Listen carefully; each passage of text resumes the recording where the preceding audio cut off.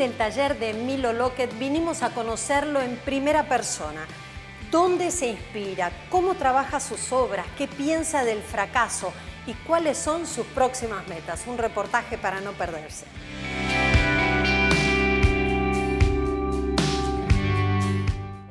ProPymes cumple 20 años. Somos la generación del futuro de la industria y la energía. Trabajamos junto a nuestras pymes para mejorar la competitividad y proyectarnos al mundo. Somos ProPymes, el programa del Grupo Techint para el fortalecimiento de su cadena de valor.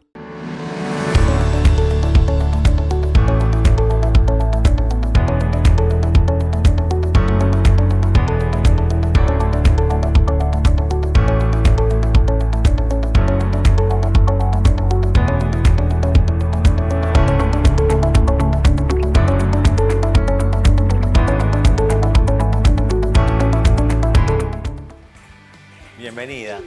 Gracias por recibirme. No, gracias por estar acá. ¡Qué alegría! Bueno, este es mi taller, así que es donde trabajo todos los días.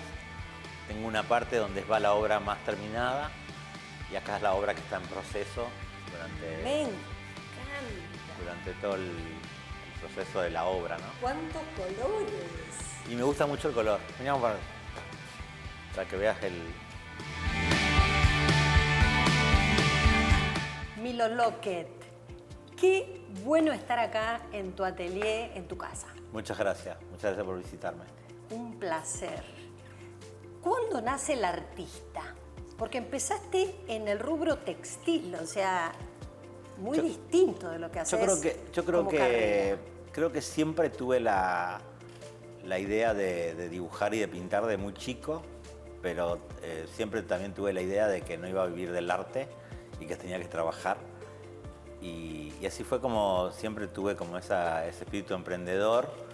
He hecho montones de trabajos muy lindos y uno de los que me gustó mucho, que fue el anterior antes de dedicarme al arte de lleno, fui industrial textil, que fue el trabajo que más me gustó, digamos, de todos los que hice. ¿Manejabas qué? Tenía una pequeña fábrica de estampados, donde se hacía todo el proceso de indumentaria de cero.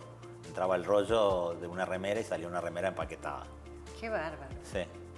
Manejabas la gente, comprabas los insumos. Compraba los insumos, manejar todo. Me gustaba mucho levantarme temprano, abrir, estar primero y me gustaba cerrar. Las dos cosas me gustaban.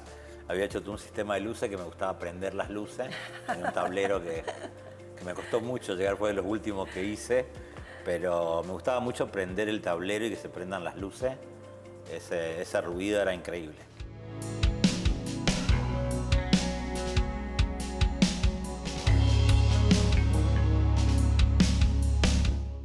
Decime, ¿de dónde tomaste el gen artístico? ¿Alguien pintaba en tu casa? No, de grande me enteré que a mi papá le gustaba dibujar, por ejemplo, que había dibujado siempre en secreto. ¿Quién? Mi papá. ¿Tu papá? Sí. ¿Y vos nunca habías visto No, sus nunca habíamos dibujos? visto, nunca hemos visto los dibujos. ¿Y cuándo los viste? Nos enteramos ya cuando era grande, cuando ya se jubiló y empezó a dibujar. Y ahí nos enteramos que le gustaba el dibujo. Pero sí me apoyaron siempre, digamos, incluso cuando yo hice el cambio, en el momento que yo dejo mi fábrica, tuve que cerrar unos locales que tenía a la calle. Yo era industrial y al mismo tiempo era comerciante. Y me agarra toda la debacle del... ¿2001? Del 2000, sí, del 2000. ¡Qué crisis, qué Y horror! fue una crisis como muy importante. Fuerte. A mí me enseñó mucho. Yo aprendí mucho, con los años me di cuenta que aprendí mucho de esa crisis. ¿Qué aprendiste? Aprendí a tener paciencia, aprendí a respetar, digamos, los tiempos. Que hay veces que uno no se desespera por hacer algo y a lo mejor no es el tiempo. Yo me había adelantado en muchas cosas, como muy adelantado, y entendí también lo que era la edad y la posibilidad de caerte y volver a reinventarte. ¿Cuántos años tenías? Yo en ese momento tenía 33 años más o menos. ¿Lo sentiste como un fracaso? Sí, durante muchos años lo llevé como un fracaso. Yo fabricaba remera y durante 4 años no pude usar remera. No pude usar remera para nada, ni para ahora dormir. te la pusiste la remera. Sí. Y era gracioso porque cuando me empezó a ir bien con la pintura me buscaban para hacer remera y yo es como que decía que no. Y Y después terminé haciendo cosas con Marcelo Senra, con muchos, trabajé con mucha gente. Dicen que te enseña más el fracaso que el éxito, ¿no? Para mí sí. ¿A vos qué te enseñó? A mí, bueno, me enseñó eso. Además de la paciencia, del esperar el tiempo. A entender que cuando uno pierde, digamos, pierde lo económico, ¿viste? Pero por ejemplo, el valor del tiempo me enseñó, ¿no? Hoy para mí lo más importante es el valor que tiene mi tiempo. O sea, en ese momento no lo sabía. A lo mejor estaba más apegado a lo económico. ¿Y lo económico te representó qué? ¿Arrancar de cero Sí, totalmente? ¿Perdiste todo? Perdí todo. Claro. ¿Cuánta gente trabajaba con vos? Y yo tenía 23 personas en ese momento. ¿Tuviste que reestructurar, pagarle su...? Sí, esto me fundí, quedé en la calle. Como muchos empresarios, como mucha gente, pymes chicos. Yo era una pyme chica, no escapaba a la realidad, pero después, bueno, también entendí que el hecho de haber perdido todo me daba la oportunidad de empezar de nuevo. Además yo tengo una particularidad que me manejo mejor en la crisis que en la abundancia. Mira, ¿cómo es eso? En la abundancia es como que me estanco, no tengo la capacidad de la creatividad. Me parece que me manejo mucho mejor cuando falta, cuando no hay, estoy más lúcido, los pensamientos son más claros. Esta crisis que vivimos también en los últimos años, hemos tenido crisis, la salida de la pandemia, los cambios de gobierno, que otra vez empiezan las crisis. ¿En qué momento decidís dedicarte 100% a la pintura? En el momento de la crisis, en el momento de que decido cerrar y decido empezar a pintar de nuevo y darme una oportunidad con el arte. Bueno, que vos decís que sos autodidacta, sí. ¿no? A ver, ¿tenías todo este caudal artístico adentro y no lo ibas sacando paralelamente o lo sacabas en los estampados, en los colores de la remera? O sea, lo sacaba cuando en la creatividad de la remera o en la creatividad. Jugamos mucho, por ejemplo, en una época con los logos, invertíamos los logos. ¿Puedo decir una marca? Sí, claro. Por ejemplo, el caso de Levi's era Elvis, con el mismo logotipo, ocupando las mismas letras, ¿no? Ese tipo de cosas hicimos mucho, pero que ahí había mucha creatividad.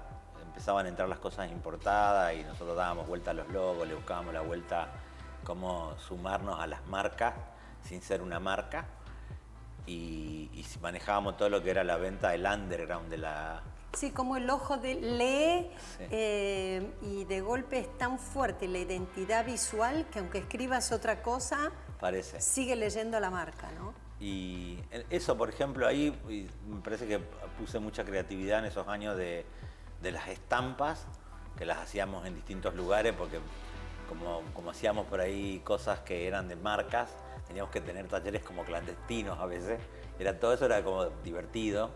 Éramos jóvenes, éramos muy chiquitos, 22, 23, 25 años. La verdad que hicimos muchas cosas con el skate, con la bici y todo lo que era deporte alternativo, digamos, ¿no?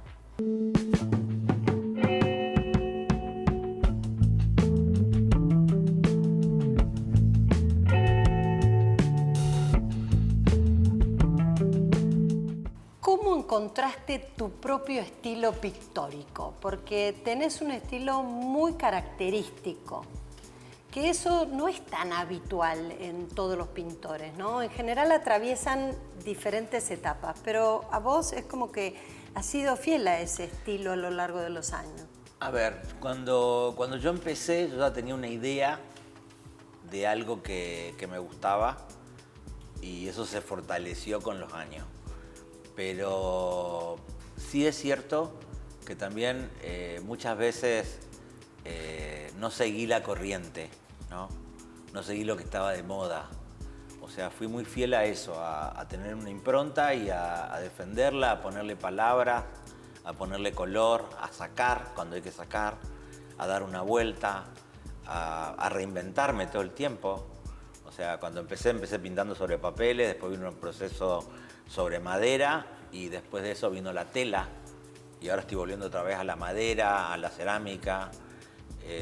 Todo el tiempo entrar y salir de la obra también me fue, y ser productivo. Yo no tengo tiempo, siempre pienso que me queda poco tiempo y que tengo que ocuparlo al máximo.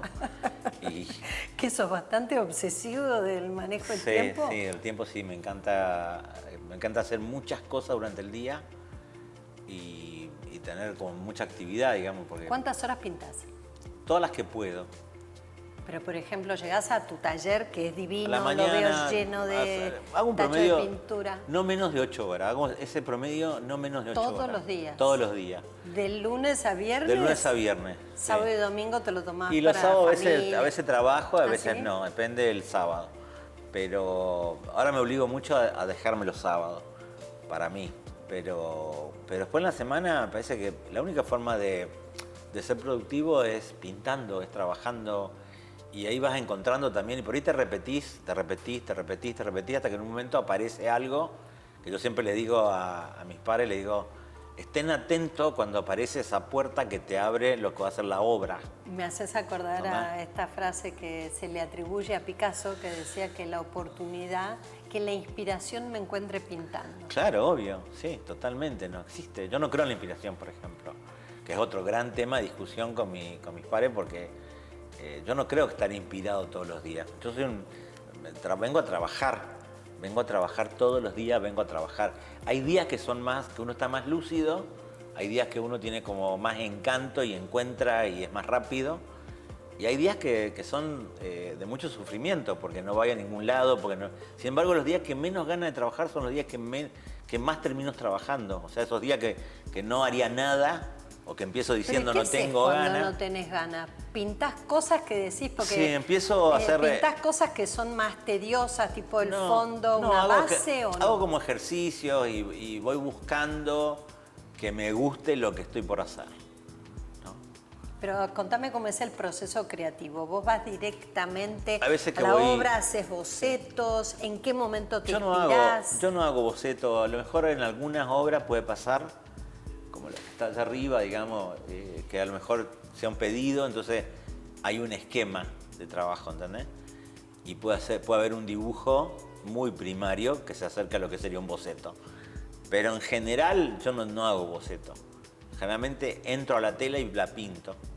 ¿Y si te sale mal o no te gusta cómo salió? No tengo conflicto con eso. Ya no, antes a lo mejor, hasta el 2008, ponele, tenía como esa exigencia de hacer cosas y tenían que ser perfectas, que están buenísimas, y me exigía una manera. Después me fui como relajando cuando me di cuenta que los problemas son problemas cuando tienen soluciones. Lo que no tiene solución no es un problema, entonces no te puede quitar el sueño. Y a mí me pasaba mucho con obras que empezaba y no las terminaba, y entonces llegaba un momento que me entraba a mi taller y me encontraba con un montón de obras sin terminar, que no iban a ningún lado. ¿Y qué hacías con esas obras? Porque me acuerdo que Soldi, que tuve la oportunidad, como te contaba, de haberlo entrevistado de muy chica, me decía que cuando una obra no le salía bien, la ponía contra la pared y la dejaba como en reposo. Y al tiempo, cuando se sentía con ganas de volver a abordar la obra, la daba vuelta y volvía a trabajarla. Y que a veces la arruinaba y otras veces quedaba feliz de cómo la había dejado. A mí me parece que cuando una obra no va a ninguna parte, no va a ninguna parte. O sea, o la tapás y empezás de nuevo, que es lo que hago ahora. En ese momento lo que hacía era quemarlas, las quemaba. ¿Entendés? Muchas veces quemé obras pilas de obra que decía, bueno, esto no va a ningún lado, me agobia y como que me liberaba, ¿no? Pero que armabas, no sé, ¿en dónde la quemabas? En el patio. Agarraba y hacía una pila y quemaba. Un poco como un acto performático, ¿no? Generalmente cuando hacía eso había otros pintores, ¿no? Pero en realidad me parece que es eso. Se juntaban con un vino y decían, vamos a quemar las obras. Listo, terminó.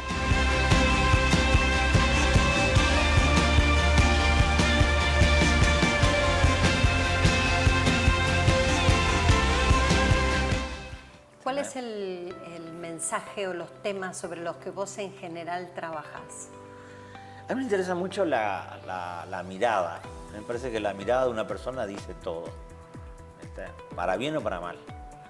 Pero a mí hace muchos años que yo hago caras y no puedo salir de las caras. Es verdad, porque la mirada es muy descriptiva de esa persona, ¿viste? Sí, o de cómo ve las cosas o cómo lo ven, digamos. Pero después, bueno, yo no tengo un mensaje, digamos, atrás de la obra, no es que yo necesito que haya un mensaje. A mí me gusta pintar porque me gusta pintar. Yo soy feliz porque pinto, tampoco pongo la tristeza en la pintura, no tengo ese... Tu obra es una obra alegre en general y tiene mucho color. ¿Cómo usás el color? ¿Cómo juega? El color también es un tema que, viste, cuando uno estudia el color con los años, te vas dando cuenta que la única forma de aprender la teoría del color es probando, poniendo, y yo siempre digo poniendo y sacando, equivocándose con el color, porque el color es difícil, no es fácil.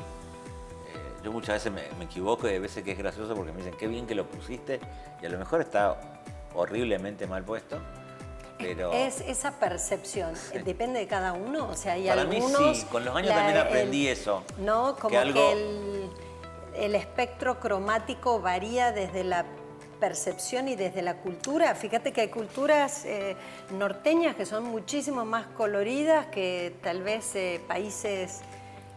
no sé, más sajones, donde no ves... Tanto color. Tanto color. Sí. O sea, ¿cuánto incide? Yo no creo que tenga que ver con la alegría o con la tristeza, ¿viste? Hay como teorías, ¿viste? Cuando un chico dibuja con negro y dibuja con marrones. Y yo siempre digo a los padres cuando hago los talleres, hace poquito di uno, por eso tengo fresco, donde hablamos de eso y yo planteé que, dije, cuando un chico prueba y mancha todo y termina quedando la hoja toda marrón o toda gris o toda negra, es porque está experimentando la materia. No, y tal vez probó con varios colores y le quedó marrón. No sabía que esa combinación combinación, y no tienen tanto conflicto. Nosotros tenemos como más conflicto de que el techo tiene que ser rojo, el árbol tiene que ser verde, las personas son de color cremita o rosaditas, ¿viste? Tenemos más conflicto con lo que queremos ver. A mí me parece que está bueno cuando podemos alterar ese orden y decir lo mismo. ¿Crees que el arte no tiene pasaporte? No, el arte no tiene pasaporte. El arte para cualquiera. ¿Es universal? Es universal. Sí, para mí yo creo que nosotros tenemos en el ADN la intención de hacer arte y muchas veces a medida que vamos teniendo conocimiento nos vamos reprimiendo y nos vamos poniendo como más formal, digamos, porque siempre queremos, cuando hacemos un dibujo o una pintura, queremos que sea una obra de arte. Y en realidad eso no existe. Lo que existe es la acción. Y la comunicación, porque vos te estás expresando. Sí, y eso me parece que está bueno, que la gente pueda entender que cualquiera puede pintar, que cualquiera puede tocar la guitarra. Que hay una diferencia entre a lo mejor cantar una ópera o hacerlo profesionalmente, sí. ¿no? Decir, dedico 8 horas de mi día a esto. Para mí lo que hay que entender es que todo el mundo puede hacer cosas y se tiene que animar, porque, por ejemplo, en la escuela, una de las cosas que sucede y que a mí yo presto mucha atención en las últimas décadas, esta incorporación de la actuación, por ejemplo, les permitió a los chicos tener otra posibilidad de expresión, digamos, en el modelo educativo, ¿entendés? De poder desarrollarse y pasar a dar una clase de matemática, ¿entendés? Porque a lo mejor se animó a hacer teatro, ¿no? Que era una cosa que nosotros por ahí no lo veíamos. Y hoy cuando yo veo en las escuelas donde los chicos participan en los actos y actúan todos y terminan actuando todo el grado, en distintos roles, tal que es más histriónico, el que es el más extrovertido, pero en definitiva cuando vos ves que todos participan, digamos, eso también es interesante porque trasciende la educación porque lo lleva al plano de la vida misma, claro, ¿no?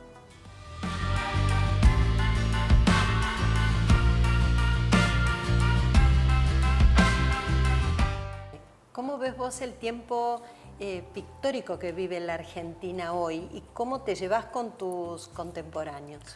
Yo lo veo bien, yo no lo veo mal. Argentina siempre tuvo, es un país que siempre tuvo talento en las artes visuales y en todos los campos, digamos. El argentino tiene como en el ADN la supervivencia misma y el arte tiene mucho de eso, de sobrevivir, digamos, Y me parece que hoy estamos en un momento bueno. El año pasado tuvimos, en la Bienal de Venecia, tuvimos por primera vez 20 artistas argentinos. Y acabas de llegar de México. De México, de Bada México, que fue increíble que lo organizó también. Anita Spinetto. Que también es ¿Cómo una fue semana del esa arte. experiencia y cómo ves también a América Latina en relación a Argentina? Nosotros somos como el gran secreto para descubrir en América Latina.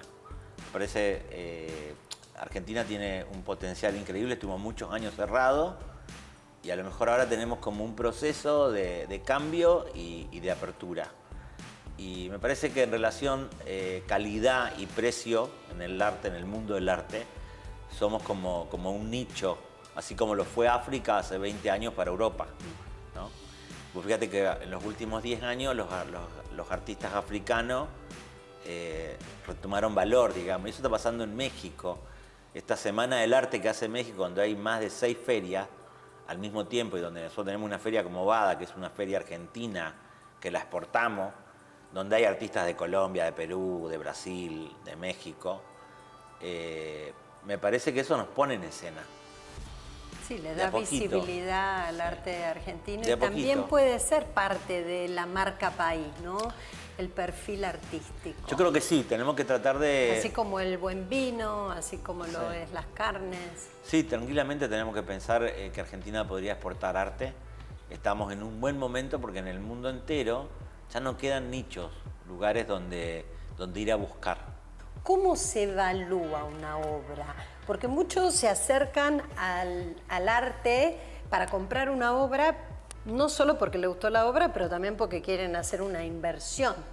Yo creo que, a ver, hay como... Nosotros tenemos una dicotomía con eso porque si bien por un lado tenemos mucho arte en la Argentina, no tenemos valor en el arte, ¿no? Pero eso también tiene que ver con que no estamos en los mercados, nunca hemos salido de Argentina. Entonces es muy difícil tomar valor o tener valor, digamos, si únicamente estás adentro de tu país. O sea, si no convivís con el mundo. No sos un referente claro. aspiracional. Por eso yo creo que Argentina tiene una oportunidad dentro de Latinoamérica, porque los brasileros ya se acomodaron y ya exportan arte. Los mexicanos hace mucho tiempo que exportan arte. Colombia lo mismo con Arbó. Y me parece que Argentina siempre tuvo como un coqueteo, pero nos ha costado mucho salir de Argentina, siempre. Es la primera vez que tenemos como una oportunidad de que haya un cambio realmente, ¿no? Mira, no tiene sentido hacer una muestra física porque vienen menos de 70 personas, ¿no? Y vos haces una publicación y te ven 30.000, 40.000, 100.000, depende del lugar, ¿entendés? Entonces no tiene sentido eso. Por eso se modificó tanto y desaparecieron tanto las galerías.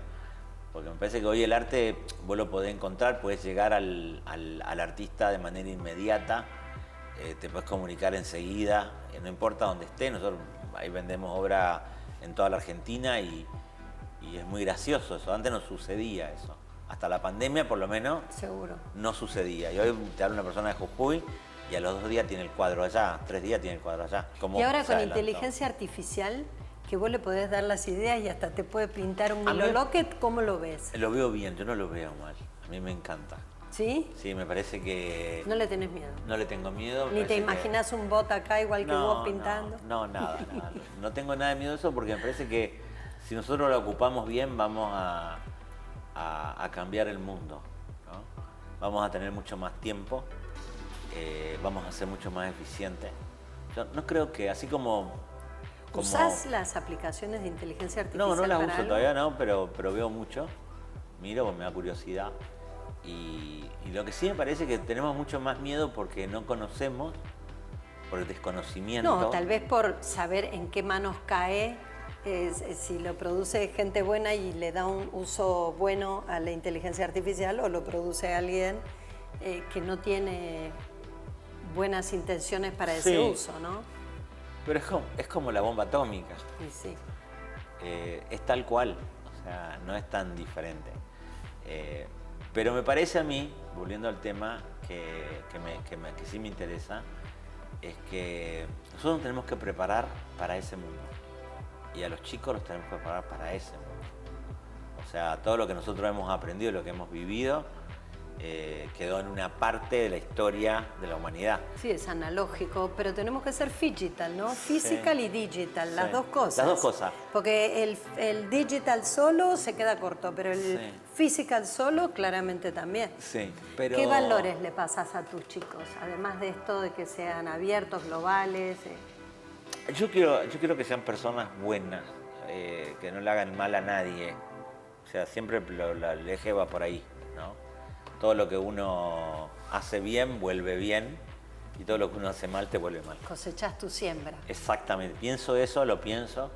Y después, bueno, quiero que sean felices, que entiendan que la felicidad no es tener, sino es saber vivir, ¿no? Tener calidad de vida. Hay cosas que nosotros perdimos como el rumbo en un montón de cuestiones como sociedad, porque el consumo nos avasalló. ¿Te sentís feliz? Yo sí, yo me siento pleno, digamos. ¿Cómo te llevas con la solidaridad y por qué, evidentemente, crees que es importante apoyar? A mí me parece que una de las cosas que más me gusta, sobre todo de mi país, de Argentina, es la cantidad de asociaciones sin fines de lucro haciendo cosas por el otro que no conocen. Me fascino cuando me encuentro con alguien que hace algo por una persona que a lo mejor no conoce, ¿no? Y quiere solucionar un problema. Eso creo que es lo que más me atrae, digamos. Muchas veces cuando me escriben para pedirme una colaboración, lo escriben porque tienen que escribirte. Pero después cuando le contestaste, ay, no puedo creer, me contestaste. Y empieza el diálogo, ¿no? Y ahí te dicen, nunca me imaginé que te iba a interesar este tema. Aparece mucho eso. Y en realidad me interesa mucho cuando alguien quiere ayudar. ¿Viste? Me parece como un buen comienzo, ¿no? Un buen comienzo, me parece. Qué bueno. Que alguien quiera ayudar a otra persona de manera desinteresada, me parece algo increíble. En un mundo tan capitalista, en todos los sentidos, ¿no? Y sin hacer apología a la palabra y sin que la palabra sea mala, ¿no? ¿A quién admirás? ¿A quién admiro? Bueno, a muchas personas. Porque una persona que admiro es Juan Car, por ejemplo. Tengo hace muchos años que nosotros nos vemos 3-4 veces en el año, últimamente, porque estamos con mucha actividad, pero siempre estamos pendientes de las actividades.